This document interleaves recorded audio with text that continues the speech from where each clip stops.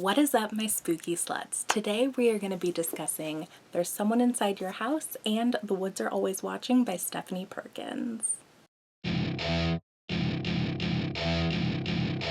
Before we get too far into this review, I did want to note that while this video is not monetarily sponsored, I did receive my copy of The Woods Are Always Watching from Penguin Teen in order to review. The books are both young adult horror novels by Stephanie Perkins, who is perhaps most well known for her young adult romance novels, meaning that the foray into the horror genre is a little bit of a newer project, but definitely not unwelcome from this author. Both books are very contemporary and modern with their settings and references throughout the books, and I am discussing both of them in one review because The Woods Are Always Watching was advertised on Goodreads as being a companion novel to There's Someone Inside Your House, so I wanted to make sure that I read both books in case there was any extra world building and content that I was missing. I wanted to get the full picture, of which we will discuss a little bit later after we talk about each book individually. There's Someone Inside Your House follows Makani Young, a high school junior living in rural Nebraska, in stark comparison to the shores of Hawaii where she grew up. Plagued by a dark secret from her past, Makani has to navigate new friendships and an even newer potential romance with rumored local bad boy Ollie, while local students are being brutally murdered one by one without a notable suspect or motive. The book overall definitely gives kind of cozy autumnal Halloween horror vibes. It's definitely mostly a YA romance with a splash of blood is kind of how I like to describe it, because while there is definitely a lot of horror elements to the book and the storyline is very heavily following that of this high school slasher, the main vibe that comes through is definitely the budding romance. And I actually really enjoyed that budding romance between some of the main characters. I thought that it was very cute, and it was also very fun to be rooting for the romance while also the mystery of ooh, could it possibly be the bad boy who's the murderer? Spooky, but also they're kind of cute. It was definitely a very interesting vibe and dynamic as you're reading the book, because you're rooting for this romance, but then it's fuck, what if he's the killer? And I'm not going to tell you who the killer is, because don't want to ruin the mystery for you. It's a fun little thing, but it was definitely very fun. You know, if you're into the romance aspects. If you're not, definitely skip this read, because even if you're into horror, the romance is so prevalent throughout the book that it's unavoidable. As for the horror of the book, there are definitely some moments of actual genuine tension, and I thought that there was actually a lot of well done, quiet, unsettling horror. The MO of the serial killer is very creepy, and you get to follow the students in their last moments before they're killed. So you get to see the actual process of, you know, their paranoia and their not being sure what's going on, and then their actual murders. And they are explained very graphically, so if that's not something you're okay with either, I would definitely have hesitation going into this, because it is very brutal gore. It's not written in a way that it's disgusting, but it is very much explained. So if that's not something that you're comfortable with or you can handle, definitely go ahead and either skip the book or skip the chapters following the students, because the way the book is set up, you can definitely kind of tell. I mean, once you're into the book, because the book starts, the first chapter follows the first person to get murdered, and then most of the POV is from Makani's perspective, but then we'll switch up and have another chapter from somebody else's perspective, and you can tell when the murder is about to happen. So for people who don't like the surprise of things, that's kind of nice for the setup because it kind of gives you that warning. So if you're not a fan of the gore and the graphic descriptions, you can very easily skip them and still be able to read the book and like figure out what's going on based on the context from Makani's chapters. There was one particular murder that was especially heartbreaking.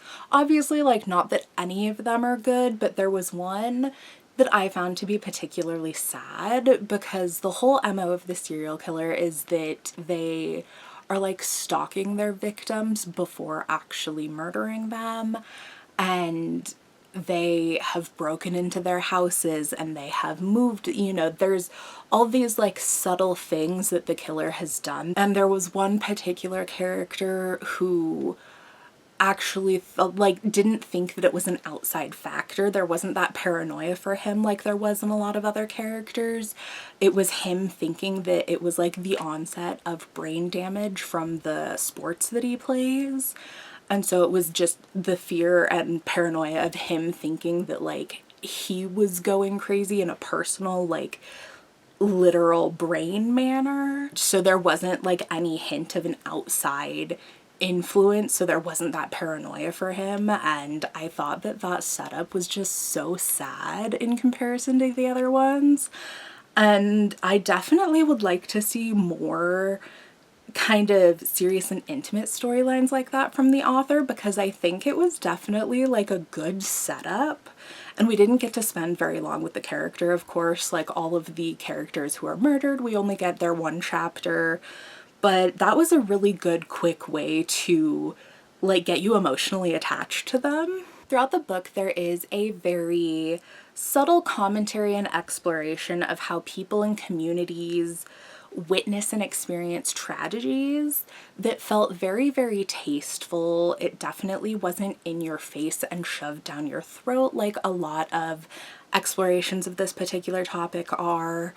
And I thought that it was a really good way to do it. You know, there were a few comments here and there where it's like, yeah, no, that's obviously where you're like very intentionally trying to go. But for the most part, it was very subtle and tasteful, and I would love to see more of that in media, and definitely want to commend Stephanie Perkins for that portrayal of this topic, particularly in this book. You know, there's definitely other types of commentaries in the second book that we're going to be discussing, but that aren't quite as light-handed. So I really commend how it was handled in this book specifically.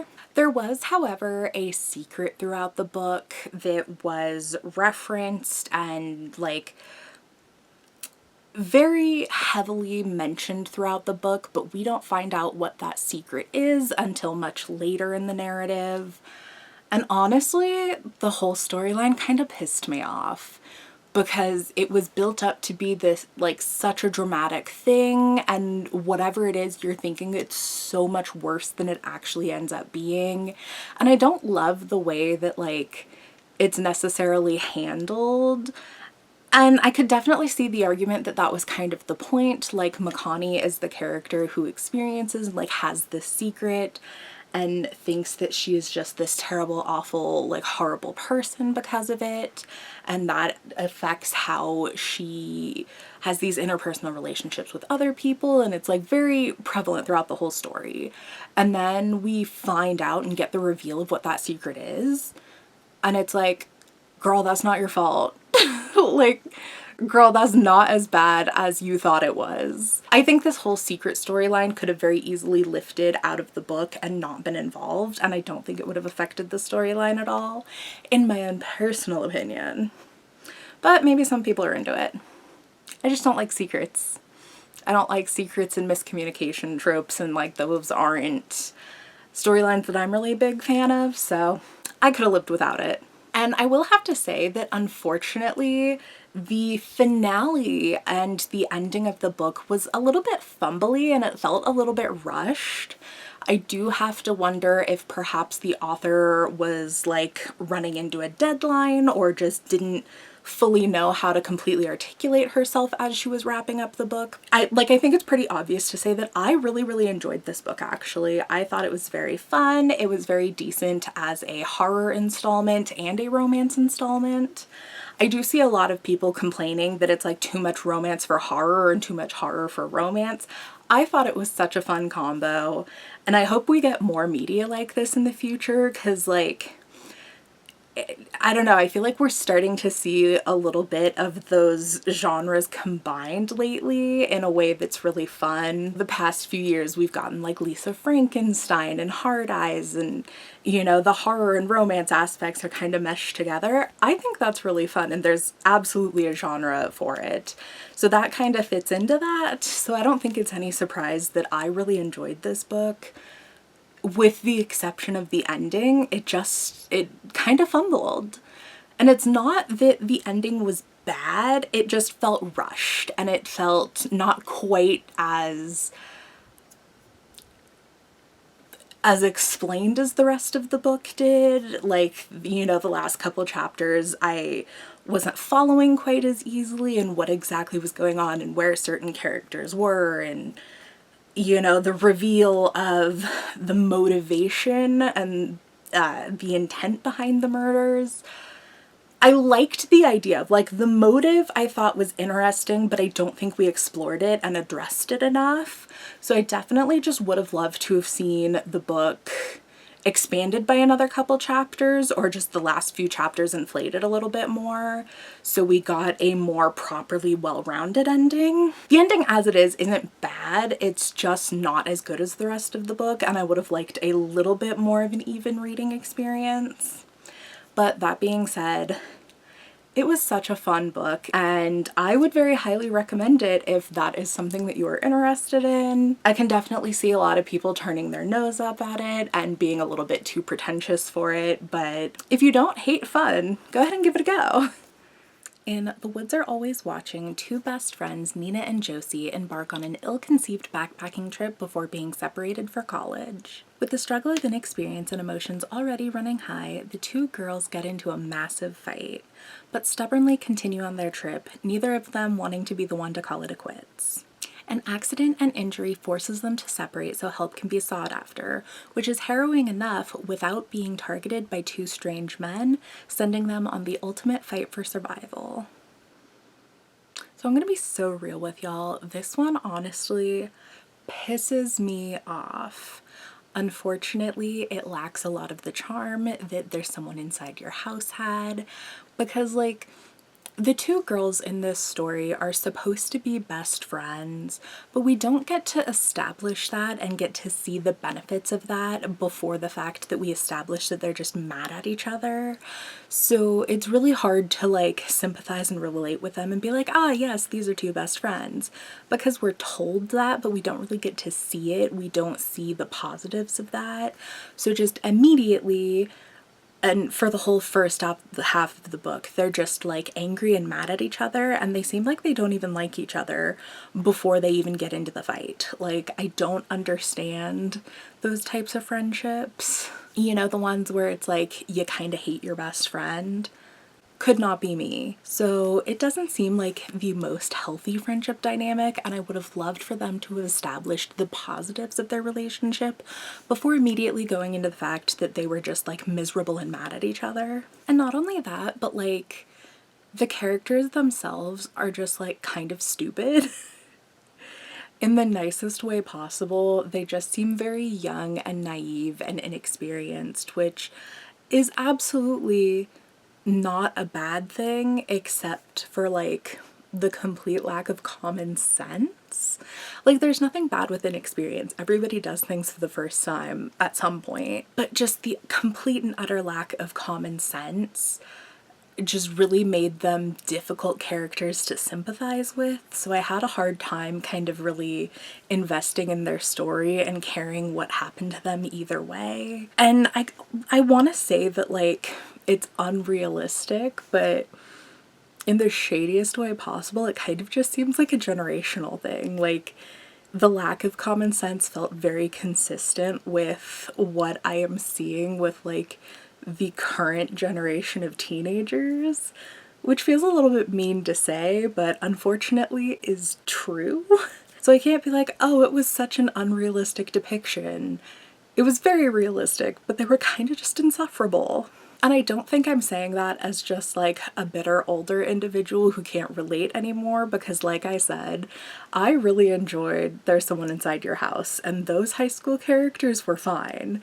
So it's not just the age range, and it's not even this author, because clearly she can write characters that you care about.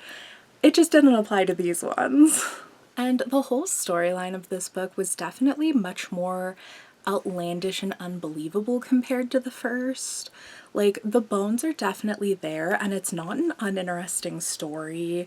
I just think the particulars of what went down was a little bit too much.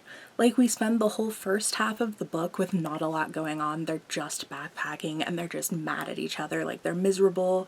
This isn't going well. It's a terrible trip. But, like, ultimately uneventful and kind of boring to read. Like, it would have been one thing if it were just a few chapters. But, like, the first 100 pages, low-key, nothing happens. But they're hiking and they're mad.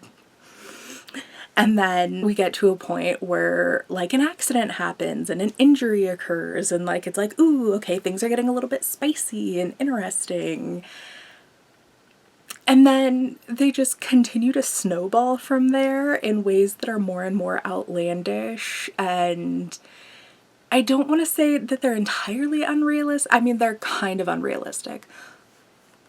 Like, there are definitely instances in real life where terrible things happen to people, but the particulars of what was going on was just a little too much in one instance, if that makes sense. And I'm trying to explain myself as well as I can without completely spoiling the book for y'all, but like, there's one character that ends up dealing with so many injuries that it's like kind of hard to believe that they're still living at some point, and then the other person is like struggling but not nearly as much as the first person, and it feels very unevenly balanced, which can definitely be realistic in some cases, but it didn't feel realistic in this particular case in how the events were going down. I think it would have made more sense had it been a little bit more evenly distributed. And I know it's so hard to like follow what I'm talking about without the context, but like if you read the book, you'll know. If you know, you know. And so like these girls are being like targeted and hunted by these like strange men who are in the forest, and this is like their thing, you know, and it's very much like the plot of a horror story. And so like bad things are happening, and it looks like even worse things are gonna happen. And then the like climax of the book, the solution of the book, is so incredibly, entirely unexpected and so unrealistic, it's kind of silly.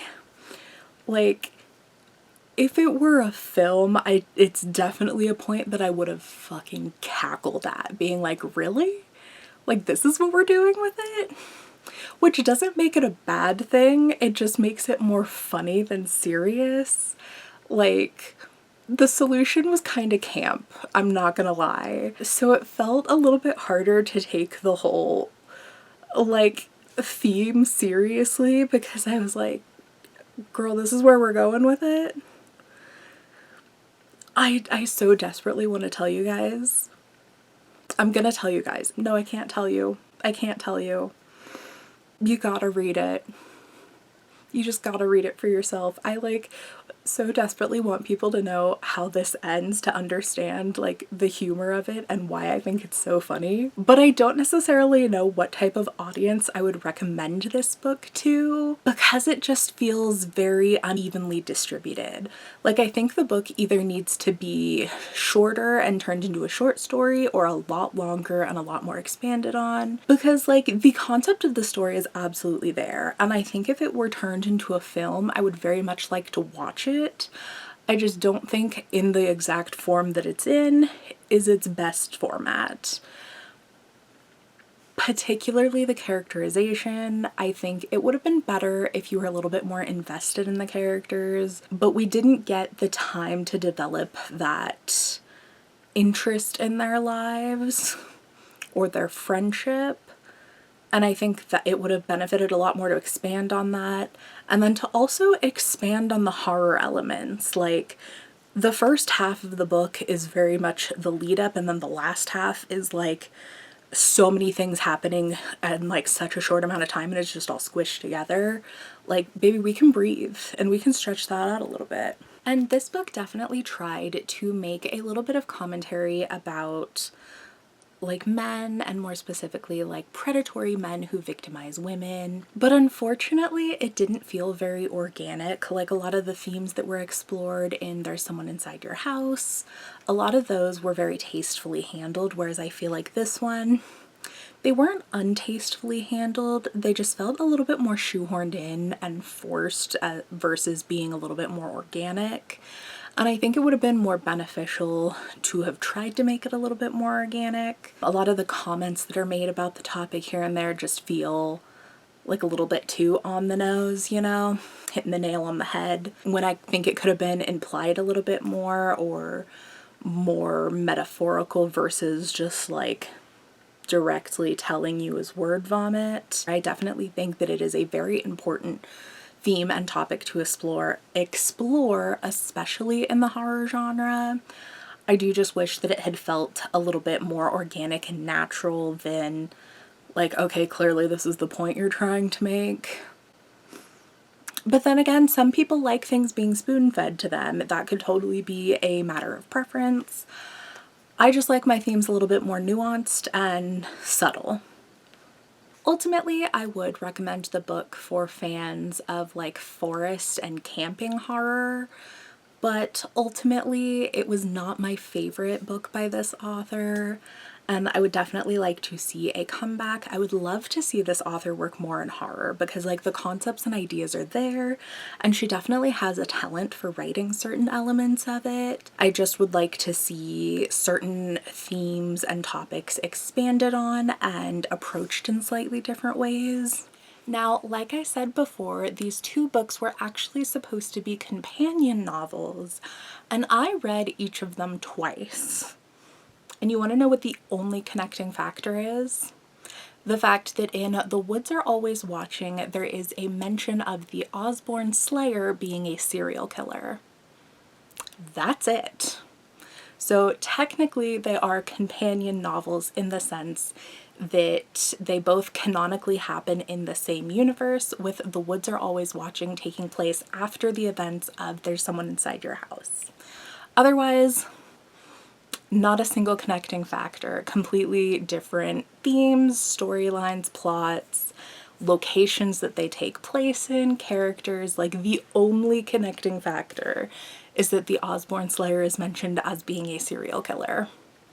So definitely not companion novels in the sense that you're going to get more from either of the stories by reading the other book, which isn't to say that you shouldn't give both of them a chance if you are interested.